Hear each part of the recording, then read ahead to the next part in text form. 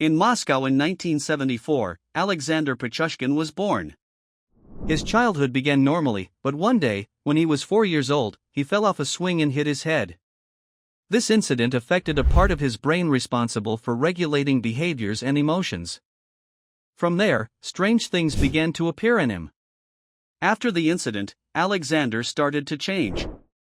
He became very irritable and couldn't control his emotions. When he entered school, his classmates teased him because of his strange behaviors. During this period, he began to resort to solitude. His mother tried to get him out of this state, and when she noticed he was good at chess, she decided to encourage him to play the game. For him, chess was more than just a game. It was his only refuge, the only game in which he felt in control. He was smarter than many of those around him, but that intelligence gradually turned into an obsession with control. When he grew up a bit, Pichushkin faced more than one crisis. His father had left him a long time ago, which made him feel like the whole world was against him. When he became a young man, a violent side of him began to surface. Chess remained an important part of his life, but it wasn't enough to satisfy the desire within him. That desire began to turn into a desire for murder. In the early 90s, Alexander decided to try murder for the first time. He chose one of his colleagues with whom he used to play chess. After they finished playing, he asked him to walk with him in Diabolical Park. There, after getting him drunk, he hit him on the head with a sharp object and killed him. After the crime, Chikatilo felt a new sensation, a sense of power and control that he had always been searching for.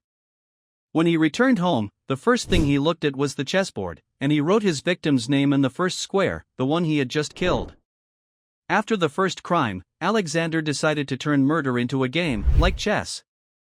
His plan was to kill 64 people, the same number as the squares on a chessboard. Each victim he killed was marked in a square on the board, as if he were removing pieces one by one. Alexander chose his victims carefully. Most of them were homeless, addicts, or weak people who wouldn't be missed. He would approach them under the pretext of wanting to help, inviting them to drink alcohol in the park. Once he ensured they were unconscious, he would use a sharp object to hit them on the head, as if he wanted them to feel the same sensation he felt when he fell off the swing. He disposed of the bodies by throwing them into the park's sewage channels. Every time he killed a victim, he felt a strange euphoria.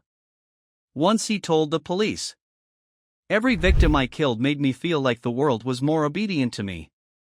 As if all the pieces were moving at my command."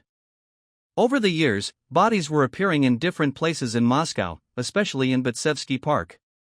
The police were trying to connect the crimes, but Pichushkin was skilled at manipulating the evidence.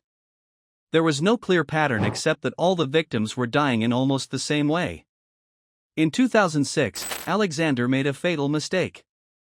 The last victim, Marina Moskaliva, had told her mother she was going to meet Alexander. When she disappeared, the police were able to get this information. Quickly, they raided his house and arrested him, and when they searched his home, they found the chessboard on which he had recorded the names of his victims. Alexander confessed to everything in court. He said he killed 61 people, but the police could only prove 49 crimes against him.